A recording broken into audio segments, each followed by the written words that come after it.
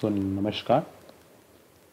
आज के इस क्वेश्चन में हम देखने वाले हैं कि हमारे पास दो वेक्टर्स हैं, एक वेक्टर ए है, ए वेक्टर बी है, और हमसे बोला जा रहा है find unit vector parallel to the resultant of vector A and vector B. मतलब हमसे जो वेक्टर ए और जो वेक्टर बी है, इसका जो भी रिजल्टेंट आएगा उसके पैरेलल में एक यूनिट वेक्टर निकालना है। मीन सीधा सा हमें कहा जा रहा है कि ए और बी का जो रिजल्टेंट है उसका हमें यूनिट वेक्टर निकाल के दिया जाए।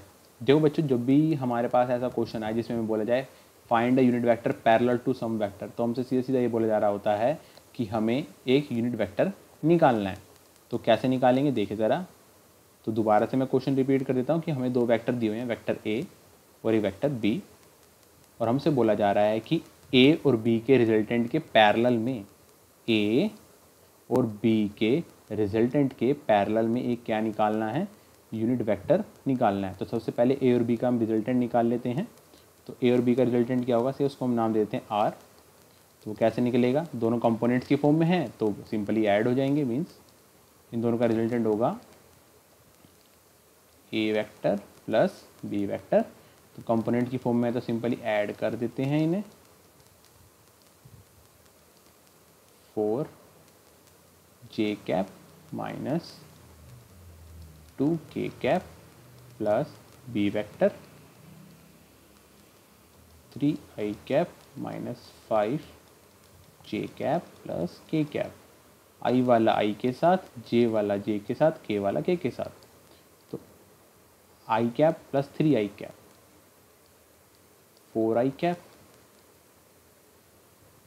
4 जे कैप माइनस 5 जे कैप, तो ये आ जाएगा हमारा -1 जे कैप एंड -2 के कैप प्लस के कैप, तो ये आ जाएगा हमारा -1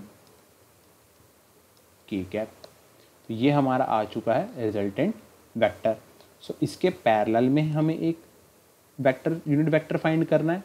तो हमें क्या करना होगा, रिजल्टेंट वेक्टर का यूनिट वेक्टर निकालना होगा। तो अगेन आई एम रिपीटिंग कि जब भी आपसे बोला जाए कि एक वेक्टर के पैरेलल यूनिट वेक्टर निकालो, तो हमें कुछ नहीं करना होता, जो वेक्टर होता है उसका सिर्फ यूनिट वेक्टर निकालना होता है। तो हम काम करते हैं, ये हमारा वेक्टर आ गया डिवाइडेड बाय इट्स मैग्नीट्यूड। सो अगर हमें यूनिट वेक्टर निकालना है तो उस वेक्टर को हमने डिवाइड कर दिया उसके मैग्नीट्यूड से। तो इसका मैग्नीट्यूड क्या होगा बच्चों, वो भी निकाल लेते हैं हम साथ ही में। तो जो हमारा ये वेक्टर है इसका जो मैग्नीट्यूड होगा वो क्या होगा, एक्स कंपोनेंट का स्क्वायर, वाई कंपोनेंट का स्क्वायर, जेड कंपोनेंट का स्क्वायर। तो इसका जो एक्स कंपोनेंट है वो है 4 प्लस इसका जो वाई कंपोनेंट है वो है -1, और साथ ही इसका जो जेड कंपोनेंट है वो भी है -1। तो इसका जो आएगा 16 + 1 + 1, तो कितना आया √18। तो ये हमारा आ गया √18। सो हम वेक्टर को डिवाइड कर देते हैं आर वेक्टर को। तो आर वेक्टर हमारा है 4 आई कैप माइनस जे कैप माइनस के cap.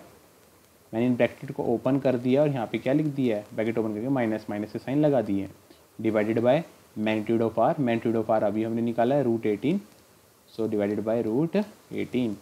So 4/√18 I cap minus 1/√18 J cap minus 1/√18 K cap.